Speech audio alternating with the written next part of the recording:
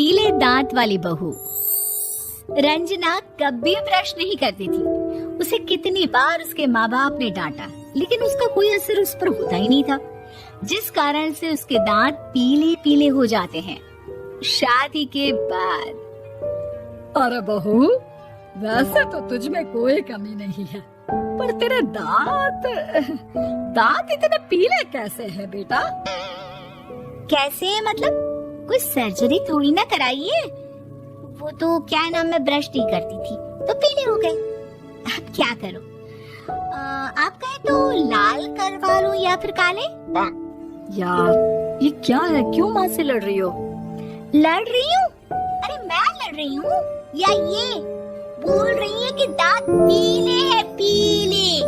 अरे तपस्या थोड़ी ना की है इन्हें पीले करने के लिए, तो कायदा ब्रश नहीं किया है 20 साल तक, तब जाकर। छी, कैसी बात कर रही हो? ये उस वक्त तो पीले नहीं थे जब हम लोग तुम्हें देखने आए थे। अरे तब साफ करवा लिया होगा डेंटिस्ट के पास जाकर। अब देखो कैसे पीले पीले लग रहे हैं। रंजना सास की तरफ गुस्से से देखती है। फिर शुरू हो गई पीले पीले पीले। अरे पीले तो तब भी थे जब मेरे हाथ का रसगुल्ला उड़ा उड़ा कर खा रही थी और बोल रही थी, लड़की नहीं गुणों का खजाना दे रहे भाई साहब। खैर अब वो लोग करते भी तो क्या करते, पीले दांत वाली बहू पल्ले पड़ी थी तो झेलना तो था ही। एक दिन कीर्तन में रंजना गाना गा रही थी।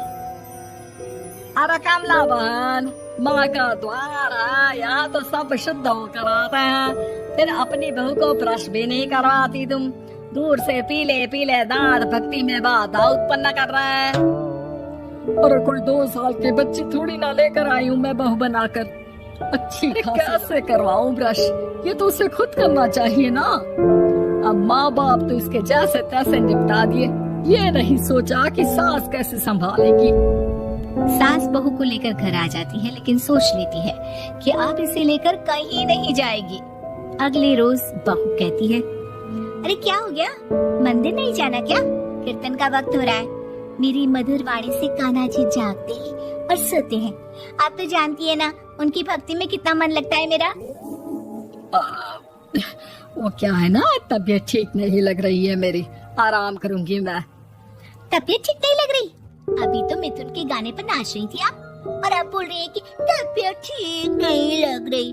अरे भक्ति में मन लगा लो सासू माँ, ऊपर जाना है, क्या मुंह दिखाओगी आप? हाँ?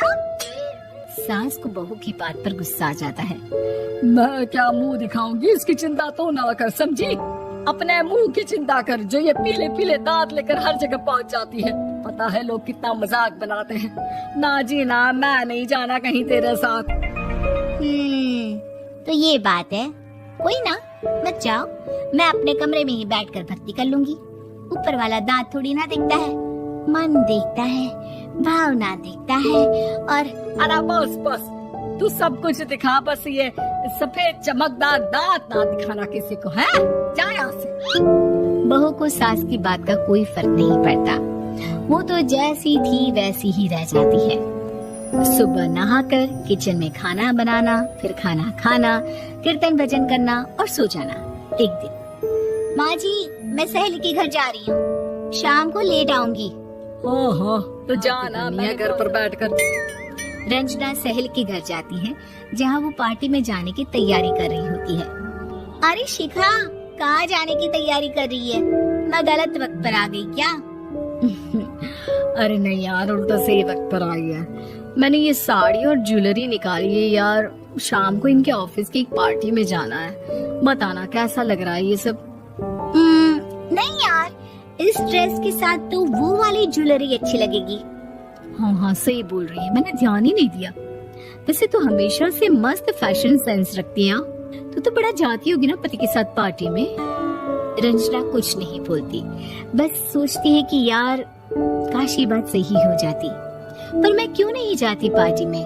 क्या इन लोगों की कोई पार्टी होती नहीं होगी?